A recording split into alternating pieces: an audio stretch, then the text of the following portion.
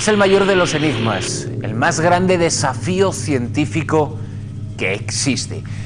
Se habla de la posible existencia de 100 millones de casos. Sabemos que unos 100.000 están perfectamente documentados y perfectamente estudiados. Son los ovnis. Soy Bruno Cardeñosa y hoy miramos al cielo en busca de extrañas luces. Esto es lo que sé del miedo.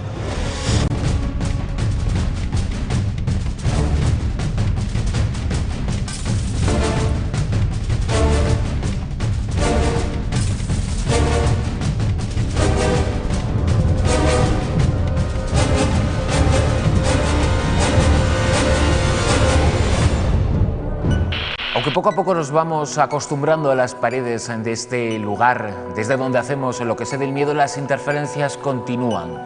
Quizás sea por efecto de ese objeto volante no identificado que sobrevoló este lugar en el año 1986. Apenas unos años atrás, en el sur de Francia, en la localidad de Trans, en Provence, ocurrió algo similar. Un objeto discoidal de apenas 2 o 3 metros de diámetro tomó tierra en el jardín de una vivienda. En el lugar quedó una huella. El gobierno francés investigó oficialmente esa impronta. Se desplazó hasta el lugar un equipo de científicos. Tras sus análisis determinaron que para que se formara esa impronta había sido necesaria toda la energía que genera una central nuclear. Determinaron que se trataba de una prueba definitiva para validar la existencia de los objetos volantes no identificados. Los ovnis son el tema hoy en lo que sé del miedo.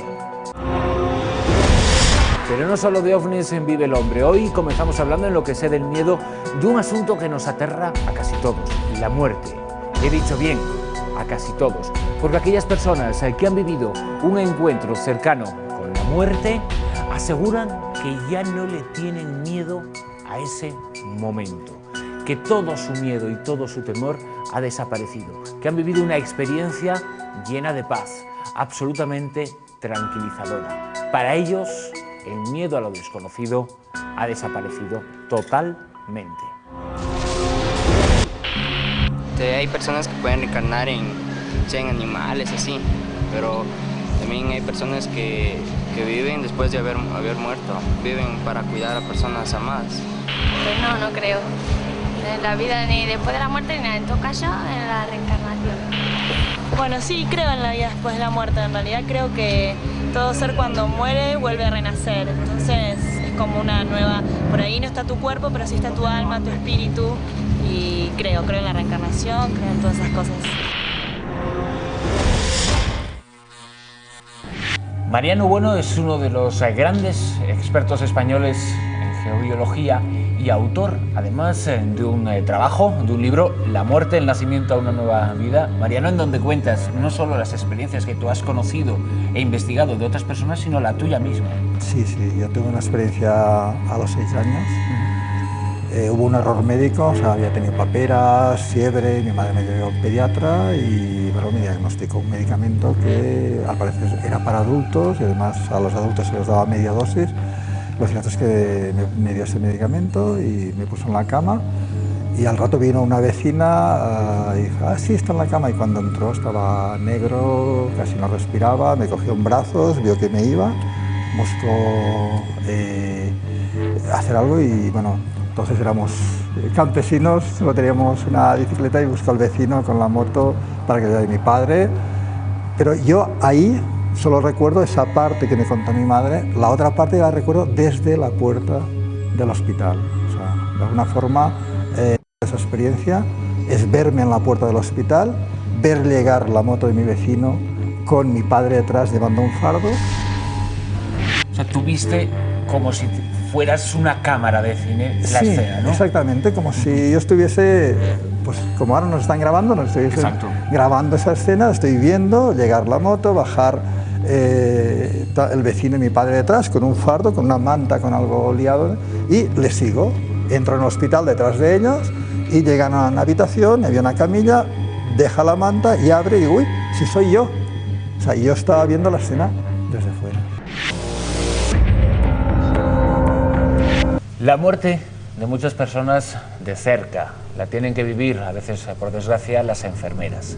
Susana Grolim es enfermera y tú te has encontrado algunos casos Sí. de personas que han estado en ese trance e incluso que han vuelto. ¿Qué experiencias te has encontrado? Unos que no y sorprendentes? otros que sí. Pues nada, ellos ven el túnel, ven la paz, la tranquilidad, pero dicen que no es una paz y una tranquilidad que se viva en este mundo, que es algo especial. De todos los casos que tú has conocido, de todas las experiencias que tú has vivido con pacientes, ¿cuál es el que más te ha llamado la atención, te ha inquietado? Te ha Pues a mí me llamó la atención, recién entrada a trabajar en urgencias, es que al darme el parte vi una persona muerta en una habitación, llamamos al médico, le dije que se había muerto, le arreglamos y cuando fui a la otra habitación, que era de hombres, esa era una mujer, me dice que ha visto la muerte en la habitación de al lado y vienen a por él. Y entonces yo le dije, bueno, pues me salí corriendo a buscar a los médicos y los médicos no me hacían caso porque decían que tenía 2 cruces de acetona y de eso no se muere nadie. Así que cogí un intensivista, me lo pasé adentro y no le pudimos ni entubar, ni coger las vías, nada de nada. Ahora se murió riéndose de nosotros, ¿eh? Bueno. Se murió muy feliz con una cara de felicidad impresionante.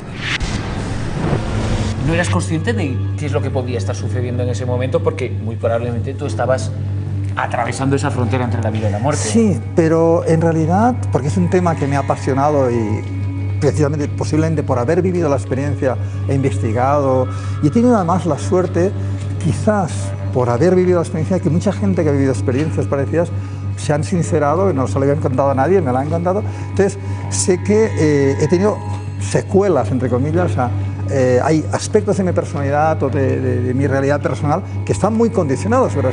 Pero yo no tengo recuerdos conscientes ni del túnel, ni de la luz, ni un poco, pero... Digamos, lo que sí que tiene son las consecuencias que más o menos se suele dar en todos los episodios de estas características, Sí. que es, entre otras cosas, que a partir de ese momento la interpretación que uno hace de la muerte es totalmente distinta. O sea, normalmente la mayoría de personas tienen miedo a la muerte, por desconocimiento, por cultura, por religión, pero en realidad cuando vives la experiencia te das cuenta que la muerte no existe, es un cambio de conciencia y lo que he podido experimentar, vivir, compartir con la gente que ha tenido experiencias es que a partir de ese momento vives la vida de otra forma, o sea, de una intensidad diferente, con una percepción diferente y sobre todo le pierdes el miedo a la muerte, o sea, no, yo personalmente el miedo a casi todo, o sea, no tengo miedo a las cosas porque estoy viviendo plenamente cada presente, lo que me permite, y bueno, cuando toque, pues seguiré en otros planos y donde sea, pero tranquilamente. Dicen las personas que han vivido estas experiencias y aquellas que vuelven, que pese a todo, pese a que tomaron la decisión de volver, que era una experiencia extraordinariamente positiva y que se sintieron muy bien. Todas al otro menos lado. una, yo he conocido una contraria, ¿eh? Esto cuando trabajaba en la UBI Coronarias. Estábamos de noche, yo siempre trabajo de noche, y resulta que oímos una especie de estertor. Miramos, claro, mi compañera y yo miramos los monitores, todo bien, y la otra le dio un ataque de miedo que ella no se movía de ahí. Digo, a ver si se muere el médico de guardia que duerme al lado. Y me fui a la habitación del médico a ver si es que el que estaba con el estertor era él y no estábamos haciendo caso. Y no, entonces me fui a escuchar en otras habitaciones y cuando iba a llegar a esa habitación sonó el timbre, era el compañero de la habitación porque era de 2 camas, y me dice que, claro, ya había el señor aquel, pálido, frío y con el estertor. Yo, claro, miré el monitor, un electro normal, le intento despertar, digo, está dormido, le intento despertar y venga a sacudirle, le tiré agua, ya nos faltó... Que estaba en un estado de coma o similar. Sí, no, estaba frío y estaba con ese estertor, haciendo ese ruido. Se despertó hasta el médico de guardia, vino, estuvimos ahí todo el mundo zarandeándolo, que no había manera de despertarle, yo me confundí el nombre, le llamé Juan, se llamaba Pedro, yo qué sé. Luego me lo dijo, que lo había oído, que quería decirme que no se llamaba así. O sea, él estaba siendo consciente de todo lo que estaba sucediendo. Sí, pero estaba como, o sea, cuando tocas un cadáver frío, que no es un frío normal, pues estaba de la misma temperatura. Y pálido, pálido, pálido. Y él se recuperó finalmente. Se recuperó, pero no me quiso explicar, para él no fue bueno. ¿Qué es lo que vivió? No me lo quiso explicar. Tu padre ya vivió una experiencia de estas características. Sí, ha sido muy interesante porque quizás cada uno nos toca vivir una serie de circunstancias y a mí me tocó. Mi padre pues, fumó mucho de joven y tuvo problemas cardíacos que le llevaron pues, a varios problemas, sobre todo de arritmias, tenía el corazón. Y en una de esas veces que tuvo unas arritmias y estuvo muy mal y estuvo a punto de morir, estaba en el hospital de Vinaroz, ingresado en observación, con todo monitorizado, y de repente dice que sintió una sensación de paz muy típica de estos casos. Empezaron a sonar las alarmas de los aparatos que estaba conectado, llegaron las enfermeras y él, que me voy, tranquilo, dice, sentí una paz, una tranquilidad, me voy, y las enfermeras, la cardióloga, no se vaya, señor, bueno, no se vaya, no se vaya. Y en el momento en que se vio fuera del cuerpo, dijo, uy, me voy y no me despido de mi mujer. Y entonces, y en ese momento, no es que retornó, en ese momento se vio delante de la puerta de casa de mis padres, de casa de mi madre, y vio a mi madre que salía por la puerta, entraba en el garaje, cogía algo, volvía a entrar, y en el momento que iba a entrar, se gira mi madre y mira hacia donde él estaba. Y en ese momento yo, vuelva, señor, bueno, vuelva. Y ya se vio en la cama del hospital. Y preguntó, ¿qué hora es? Y dijeron, las 7:10. Y a mediodía, cuando mi madre fue a verle allí en la UCI, él le dice, Rosita, ¿tú a las 7 de la mañana qué hacías? Yo qué sé, he hecho tantas cosas esta mañana. ¿Tú no has ido al garaje, has cogido esa cesta y tal? Y dice, sí. Dice, ¿y luego por qué te has girado a mirar hacia? Algo ha llamado mi atención. Tú has encontrado en muchos casos en el hospital muchas personas que por su estado de salud ya eran irrecuperables, eran moribundas. Sí. Sabes que las personas que han conocido de cerca estas experiencias cercanas a la muerte y las enfermeras, como es tu caso, en muchas ocasiones está el caso famosísimo de Elizabeth Câmara-Ross, que ayudan a enfrentarse a la muerte a los pacientes. ¿Tú lo has llegado a hacer? Sí. ¿Y qué le dices? Pues les cuento cosas bonitas, o sea, que van a nacer en otro mundo, que no es este, que a lo mejor seguramente es muchísimo mejor que este, que es un parto. O sea, la muerte es un parto, que naces en otro sitio, no es que nada se destruye, sino se recicla. Y que tienen que dejarse, que si se dejan ir no van a padecer tanto. Tú has vivido además a nivel personal y en tu Sí. entorno familiar algunas experiencias verdaderamente curiosas y llamativas.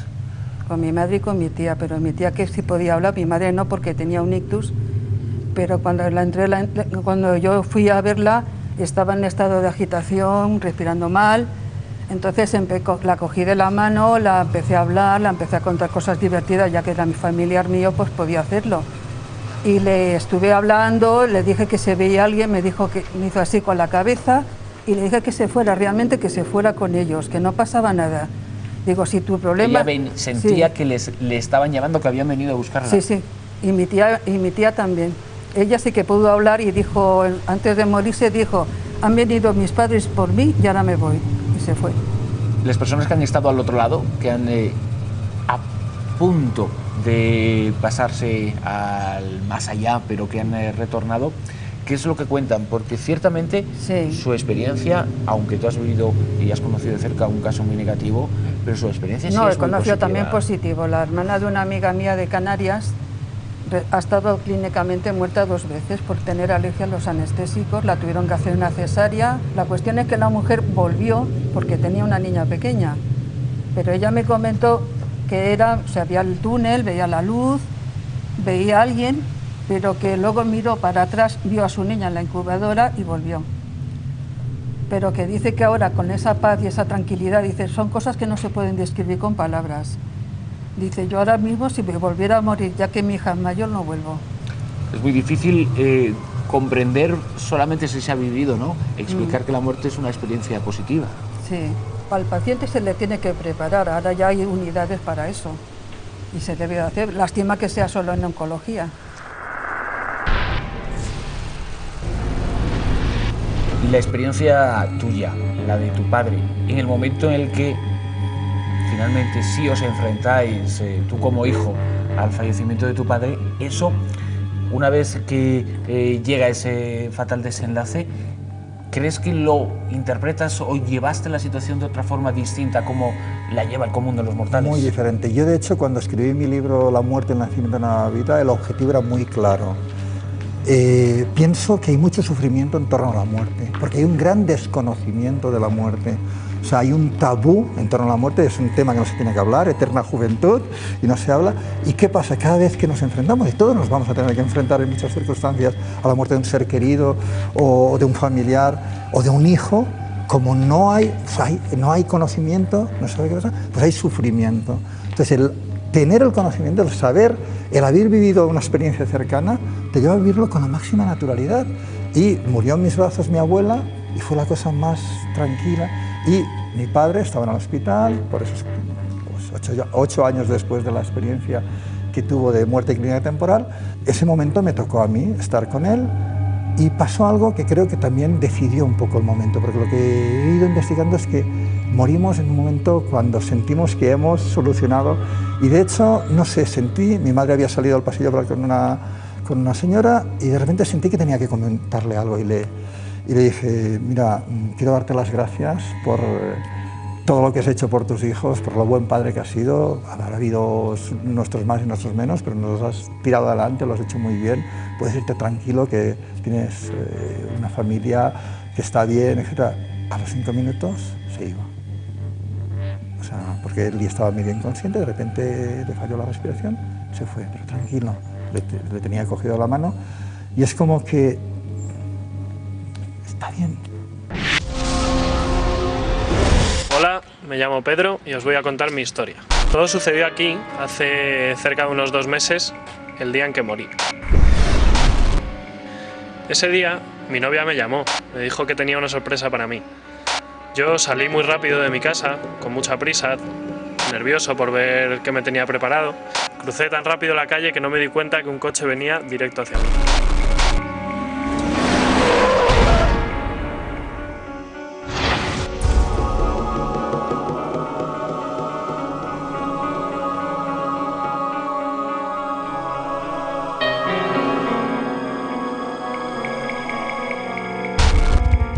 Lo siguiente que recuerdo es estar ahí, tendido en el suelo. Me veía a mí mismo desde fuera, rodeado de gente, todo el mundo gritaba. No me lo podía creer. Estaba muerto.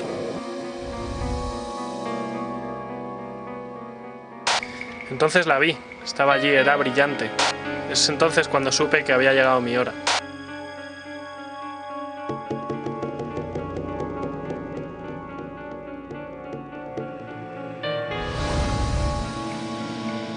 Decidí dirigirme hacia esa luz que brillaba tanto. Pero entonces, mientras caminaba hacia allí, algo me lo impidió. Lo siguiente que recuerdo es despertarme en el hospital lleno de tubos y vendas. Aún no había llegado mi hora.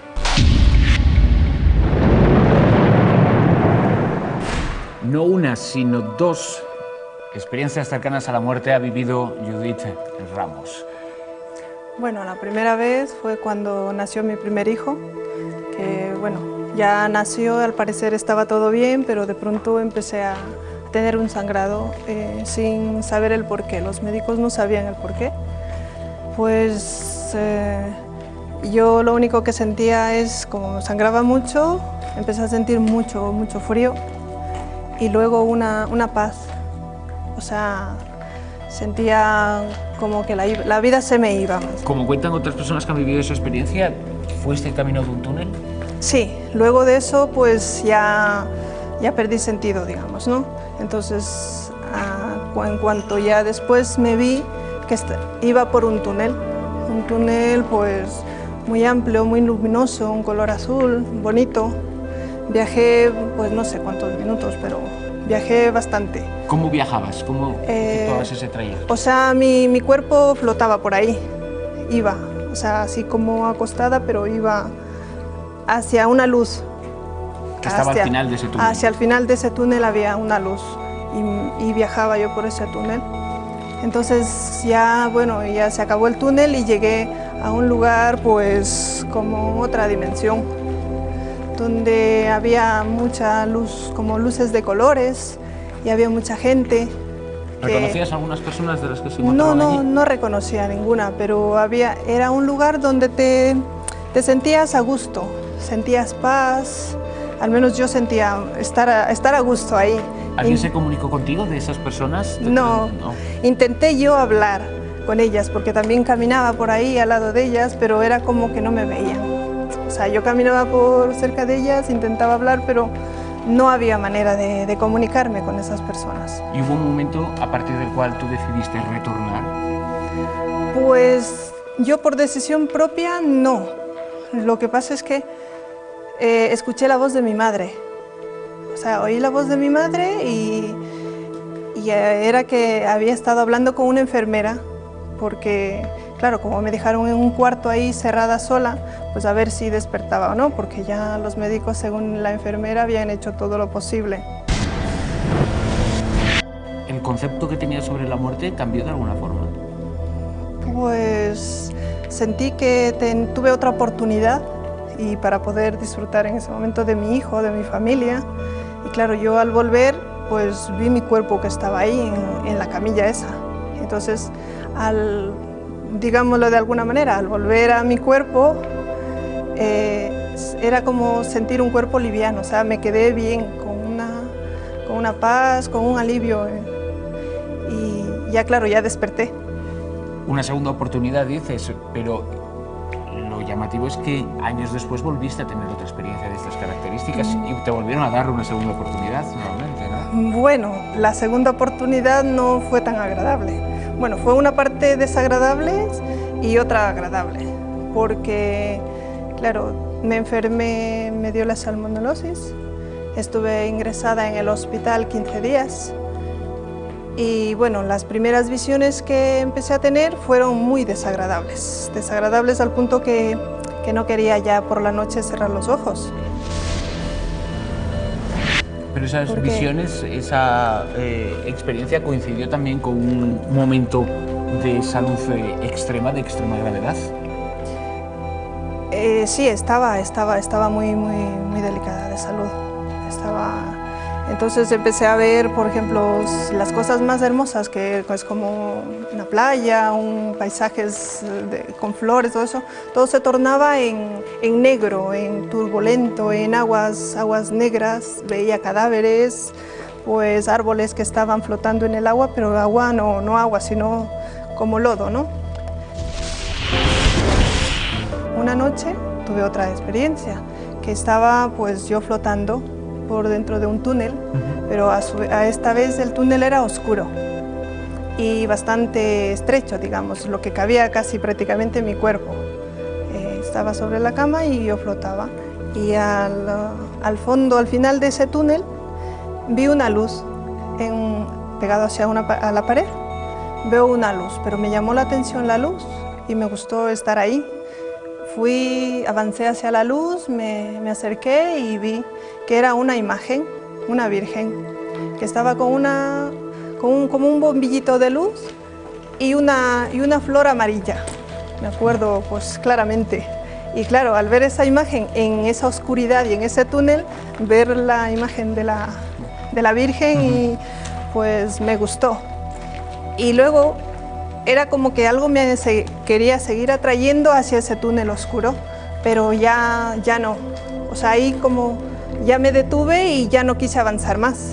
Y volviste nuevamente a la vida. Y volví otra vez a mi cama, digamos. Volví otra vez a mi cuerpo, no lo sé cómo explicárselo. Cuando se muere uno ya no queda nada. Yo no lo tengo claro. Pues no creo en más allá de la muerte, porque no creo que sea consciente, en caso de que existiera, de que voy a recordar lo que he vivido antes. Entonces creo que no merece la pena creer ni en eso ni en nada. Pues yo sí que creo que hay vida después de la muerte, no corporal, pero sí que creo que hay un alma.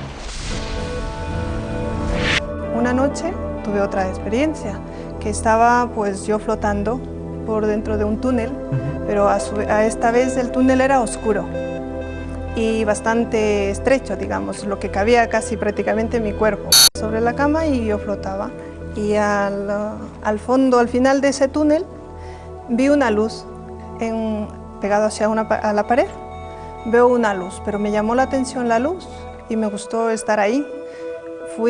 Avancé hacia la luz, me acerqué y vi que era una imagen, una virgen, que estaba como un bombillito de luz y una flor amarilla, me acuerdo pues claramente. Y claro, al ver esa imagen en esa oscuridad y en ese túnel, ver la imagen de la Virgen y pues me gustó. Y luego era como que algo me quería seguir atrayendo hacia ese túnel oscuro, pero ya no. O sea, ahí como ya me detuve y ya no quise avanzar más. Y volviste nuevamente a la vida. Y volví otra vez a mi cama, digamos. Volví otra vez a mi cuerpo, no lo sé cómo explicárselo. A que existe vida en la Tierra, ¿por qué no va a existir en otros planetas, no? Después de mucho investigar, creo que es más que probable que exista vida extraterrestre fuera de la Tierra, pero no creo que lleguemos nunca a ser conscientes de ella ni poder contactar con ellos porque están a millones de años luz. Hay una ecuación que explica que habiendo tantos sistemas estelares y tantas galaxias, vida fuera de la Tierra hay seguro, pero otra cosa son las distancias. Desde los sótanos del miedo también se puede hablar de ovnis. Esta es la pasión de los testimonios que vamos a escuchar ahí, que seguro les hará revivir estos eventos como si los hubieran vivido ustedes mismos. ¿Están de paso? ¿Nos vigilan? ¿Saben que estamos aquí? Los ovnis invaden nuestro espacio. Numerosos testimonios sobre avistamientos nos hacen pensar que no estamos solos en el planeta. Todos coinciden en describir extraños platillos que giran sobre sí mismos, brillan, se muestran a gran velocidad y desaparecen. Pero los ovnis no solo están presentes en nuestros días. Encontramos grabados antiguos donde se ilustran extrañas visitas en el cielo. Pero, ¿han llegado a pisar la Tierra? Existen numerosos casos y noticias de supuestos avistamientos y llegadas. Marcas que parecen hechas desde el aire por enormes objetos. El caso más conocido es el del choque de una nave en Roswell en 1947. Despertó el interés de investigadores y es uno de los casos más famosos de la ufología con innumerables publicaciones y películas. ¿Son los ovnis una realidad? ¿Quién controla semejantes objetos? ¿Han entrado en contacto con nosotros? De algo sí podemos estar seguros. Al mirar al cielo, mira 2 veces. Si los ovnis son una realidad, no estamos solos. El investigador que nos acompaña en este momento es Miguel Pedrero, escritor, estudioso, periodista. Lleva años persiguiendo evidencias sobre los objetos volantes no identificados. Miguel, bienvenido. Muy buenas, Bruno. Y después de todos esos años de investigación, ¿existen o no existen? Desde luego existen. Existe un fenómeno que es real. Otra cuestión es cuál es el origen. Mi conclusión, después de todos estos años, es que parte del fenómeno, es decir, cualquier objeto que vuela y no es identificado, es un ovni, ¿no? Parte de ese fenómeno probablemente podría ser explicado por causas naturales o por aviones convencionales o incluso no convencionales, me refiero a aviones militares o prototipos o de otro tipo, que sobrevuelan nuestras cabezas, ¿no? Pero hay parte de ese fenómeno que todavía no tiene explicación, y no me refiero ya solo al avistamiento de fenómenos extraños, de fenómenos aéreos anómalos, sino que el fenómeno ovni engloba muchos más fenómenos, incluidos aterrizajes, encuentros con sus presuntos humanoides, con los presuntos tripulantes de esos objetos, bueno, es decir, toda una serie de fenómenos que a mí personalmente, después de todos estos años, me llevan a concluir que es un fenómeno real y su origen no es humano. ¿Tú has llegado a ver algo que pudieras calificar como un ovni? Sucedió en la zona de Aspontes de García Rodríguez, una localidad coruñesa en donde se estaban produciendo en esa época, estoy hablando del año 1996, una serie de avistamientos de objetos extraños que fueron filmados por varias televisiones, que incluso aviones militares persiguieron esos objetos sobre esta zona, sobre Aspontes de García Rodríguez y sus alrededores, y en una de las ocasiones que estaba recopilando pues testimonios, casos, cuando nos alejábamos, cuando salíamos de la localidad en coche, nos dimos cuenta de que había una serie de automóviles en el arcén mirando hacia el cielo. Entonces detuvimos nuestro coche y efectivamente lo que vimos fue un objeto luminoso bastante grande, como del tamaño de la luna llena, que en un momento determinado cambió de forma y se convirtió, pues, tomó la forma, para decirlo de forma muy gráfica, de un cigarro, ¿no? Y de esa neblina emergió un objeto romboidal con las aristas redondeadas, luces en sus 4 vértices, un foco central muy luminoso que nos sobrevoló justo sobre nuestra vertical, muy lentamente. Era un objeto de gran tamaño, no percibimos ningún tipo de sonido, quizás sí el típico sonido del viento rozando con un fuselaje aparentemente metálico, y en cierto momento yo pensé que aquello incluso iba a descender, porque me daba la impresión de que se había parado, ¿no? Tomamos fotografías, aquello finalmente acabó desapareciendo y curiosamente en una de las imágenes sí que aparece algo anómalo, el resto de los carretes estaban totalmente velados. En esas fechas, como decíamos, investigaste muchos episodios, fuisteis tras la pista, tú y un equipo de investigadores en Galicia, tras la pista de muchos de esos casos. Como prueba es la fotografía que vamos a analizar en tu compañía durante los próximos minutos. Algunos dicen que es la fotografía ovni más importante de la historia, más que por su espectacularidad, por lo que significa. Se obtuvo en una laguna en Costa Rica. ¿Cómo fue la obtención de esta imagen? Sí, es una imagen que, como dices, se obtuvo en un lago. Ahí lo que observamos es un lago y un objeto no identificado. Esto sucede en marzo de 1971 y, como te digo, la obtención es casual porque era un avión que estaba realizando una serie de fotografías aéreas de diferentes zonas de Costa Rica para finalmente hacer un mapa topográfico del país. Y curiosamente, en una de esas imágenes aparece lo que vemos, ¿no? Es un objeto, un ovni con la típica forma de platillo volante y que tendría unos 210 metros de diámetro y se estaría moviendo, se estaría desplazando a unos 3.000 kilómetros por hora, ¿no? No hay nada conocido, ni lo había en el 71, pero no lo hay ahora, de 200 metros de diámetro fabricado por manos humanas que sea capaz de volar a casi 3 veces la velocidad del sonido. Efectivamente, y de hecho esta fotografía y con todos los datos que se consiguieron a través de esta imagen pasó a formar parte de quizás uno de los informes sobre el tema ovni más fascinantes, ¿no? Jesús Antonio Martínez tuvo la ocasión de presenciar 2 fenómenos distintos asociados a los ovnis con apenas unos días de diferencia. Es uno de los últimos testimonios que hemos encontrado. Jesús Antonio, bienvenido, muchas gracias. Hola, gracias. ¿Cómo fue tu experiencia? ¿A primera hora de la mañana? ¿Qué fue lo que viste? Sí, esto fue a primera hora de la mañana. Bueno, pues como siempre, pues me levanto y voy donde tengo yo mi pajarito, o todo el mundo, ¿no?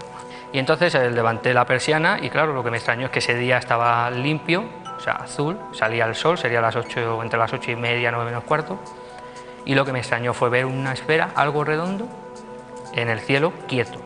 Ya, o sea, completamente de día. Sí, bueno, casi de día, ya salía el sol, pero bueno, el sol ya se veía perfectamente por encima de las casas. Y lo que me llamó la atención fue eso, ¿no? El hecho de ver que el cielo estaba azul. Yo estoy acostumbrado porque vivo en Torrejón de Ardoz y por ahí pasan mucho los aviones comerciales y algunos del aeropuerto militar. Y lo que me extrañó fue ver esa esfera, ¿no? Porque era una esfera bastante grande, no sabría decir qué medidas tenía, pero se veía que era muy grande. ¿Más grande que los focos de luz que se están acostumbrados a ver desde ese mismo lugar de los focos de los aviones? Sí, muchísimo más. Ya se veía perfectamente que eso no era nada conocido, que no era un objeto conocido. Y lo que me llamó la atención fue ver que era como blanco, pero también tenía como un halo grisáceo, o sea, no llegaba a ser blanco totalmente, pero tampoco era demasiado oscuro, o sea, se veía perfectamente en el cielo azul, que eso estaba ahí, y que estaba a una altura bastante, o sea, considerablemente baja, ¿no? Para verlo como yo lo estaba viendo.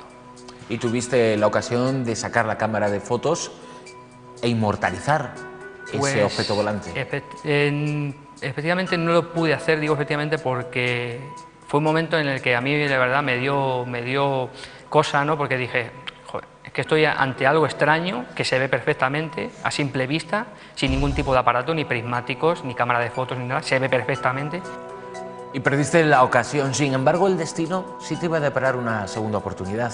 Y lo curioso es que a la semana siguiente, más o menos casi por el mismo día, pues a la misma hora y en la misma situación volví a ver ese objeto, lo único que esta vez estaba mucho más alto y esta vez sí que tenía la cámara, pero el problema era que al estar el cielo muy azul, pues no conseguía bien, no conseguía con la cámara coger bien el objeto, ¿no? O sea, poner el objetivo bien. Y entonces el problema era que yo veía el objeto, pero por la cámara no lo veía. Entonces dije, bueno, pues nada, me pongo a grabar y seguro que lo termino cogiendo. Y efectivamente sí lo terminé cogiendo y de hecho en el vídeo se ve el objeto.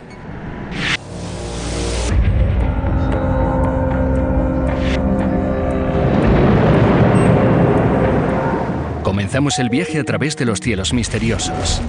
Luces esféricas, platillos volantes y naves espaciales. Misiones extraterrestres, fenómenos naturales o tecnología de alto secreto. Aquí en la Tierra se llama avistamiento y gracias a nuestra ruta conoceremos algunos de los casos más impactantes de la historia de la ufología.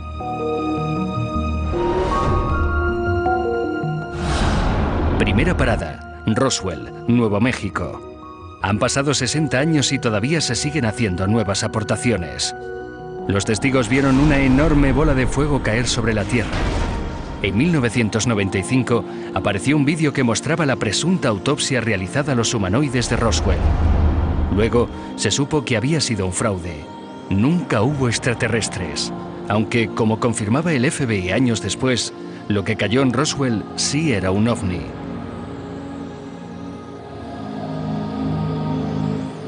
La polémica sigue viva.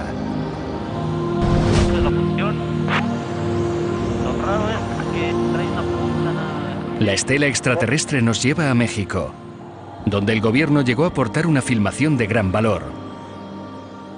La grabaron los pilotos desde un avión en pleno vuelo. Aún hoy, nadie sabe lo que ocurrió esa noche.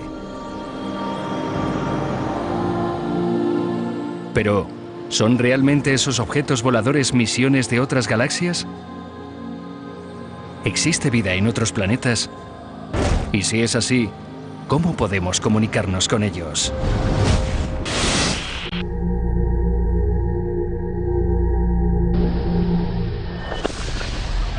Con tan solo 3 años, Elena Menéndez tuvo un encuentro cercano con la muerte.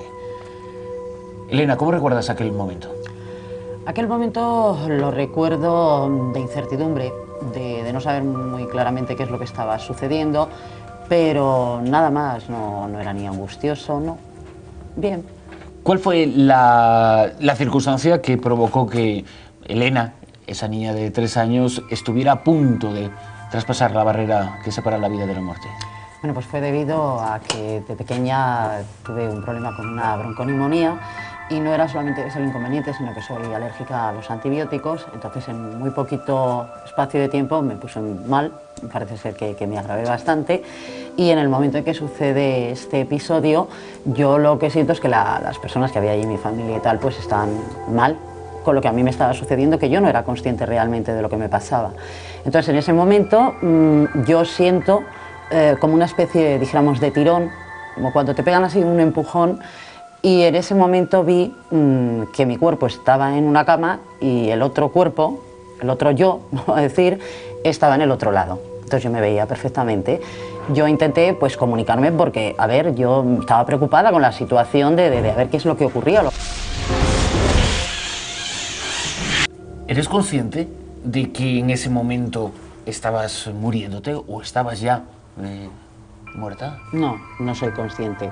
De lo que soy consciente es del malestar que allí se vivía, ¿no? Del entorno mío. Pero lo que era yo no sentía nada, no sentía malestar, solamente pues confusión, pero no malestar. ¿Tú te ves en esa escena? ¿Intentas comunicarte con los que estaban ahí mientras tú te estás viendo a ti misma? ¿Qué haces a continuación? A continuación, después de intentar comunicarme con ellos, que era imposible porque mi voz no salía, yo intento acercarme a ese otro yo que está en la cama y intentando pues que hiciese algo, ¿no? Más que nada para que se comunicase. Entonces, en ese, digamos, forcejeo, yo siento como una especie como de caída, como que boto y en ese momento mi cuerpo ya se incorpora. Pero claro, ya deja de estar el otro yo. De hecho, durante mucho tiempo, unos años, me estuve planteando que quién era yo no soy yo, porque había visto pues dos yoes. Con 3 años tienes esa experiencia, tuvo que ser muy poderosa, muy fuerte para poder recordarla, porque habitualmente no recordamos muchas de las vivencias que tenemos con esa edad. No, está claro. Hombre, yo sí recuerdo cosas de pequeña, ¿no? Pero yo creo que cuando hay un acontecimiento lo suficientemente fuerte, eso queda grabado. A lo mejor a mí me preguntas lo que hice ayer y no lo recuerdo, pero aquello sí, porque no es normal ver que hay dos personas. En este caso yo veía que una estaba en la cama y otra estaba afuera. O sea, a mí sí me impactó, dentro de lo que era muy pequeña, ¿no? Pero eso no era muy normal. Tú tienes una serie de capacidades, tienes percepciones de lo que va a ocurrir en el futuro. ¿Esa vivencia con 3 años, crees que encendió el interruptor? Puede ser porque yo empiezo, digamos, a percibir, a ver cosas, pues pequeña, con 5 años, ya cuando empiezo a ir al cole, empiezo pues, a ver cosas que yo en principio creía que todo el mundo las veía o las sentía, pero que no era así, o que yo cosas que me inventaba, pues que eran reales. Esa capacidad, esas percepciones que tienes, también te habrán ayudado en algún momento para dibujar un poco el concepto sobre lo que hay al otro lado de la vida. Sí me puede servir en un momento dado a personas que puedan, no sé, estar en una situación cercana a ella, ¿no? O personas relacionadas, pues intentarlas ayudar a entender que es un traspaso, lo que comentaba antes, que no hay que tenerlo miedo y que simplemente un cambio. En determinadas tradiciones se habla de que los niños que lloran en el vientre de su madre cuando aún no han nacido vienen con una capacidad o un don especial. ¿A ti te ocurrió eso? Sí, mi madre lo contó, que cuando estaba embarazada de mí, estaba pues leyendo un libro, estaba en la cama y me parece que me empecé a menear dentro del vientre y en un momento dado pues empecé a llorar y claro, yo no entiendo, o sea, desde mi parte, digamos, analítica, cómo puede llorar a un feto si hay líquido. Bueno, pues sí, dijo que sí, que notó que le salía el llanto por la boca, que acarició el vientre y tal y ya me callé. Una vez que tú ya de adulta desarrollas o canalizas tus capacidades, ese don de la vivencia que asocias a ese encuentro cercano con la muerte, ¿te ha servido o crees que tienes una mayor capacidad incluso para poder presentir la muerte de otras personas? Mira, no sé si a consecuencia de eso, pero sí ha habido situaciones en mi vida en las que he podido, desgraciadamente, porque tampoco es agradable, ver que alguien, pues estaba cercano a ella.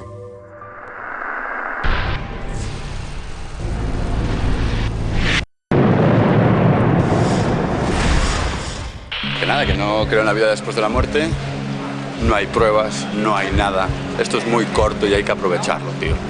Y el que cree que después hay algo está muy equivocado. Y tiene unas esperanzas muy bonitas de que luego hay algo muy bonito, de que luego hay más, pero en realidad no hay nada, tío. Pues sí que creo, porque lo mismo que hay vida ahora, ¿por qué no va a haber después de la muerte?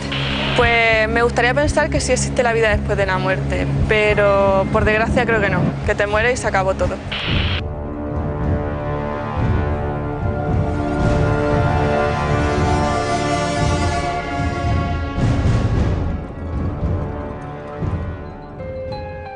Año 1996. Sobre la mesa del entonces presidente de los Estados Unidos, Bill Clinton, hay un informe elaborado por un equipo de científicos de la Universidad de Stanford, un equipo de científicos liderado por el matemático Peter Sturrock.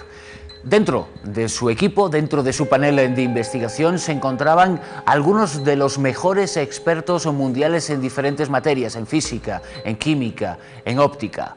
El informe Sturrock, lo que hace era recopilar cientos de pruebas que demostraban la existencia de los ovnis, y para ello se basaban en determinados casos, determinados episodios que en sí mismos eran evidencias muy sólidas. Uno de esos casos aconteció el 25 de diciembre de 1980, muy cerca de Houston, en el estado de Texas.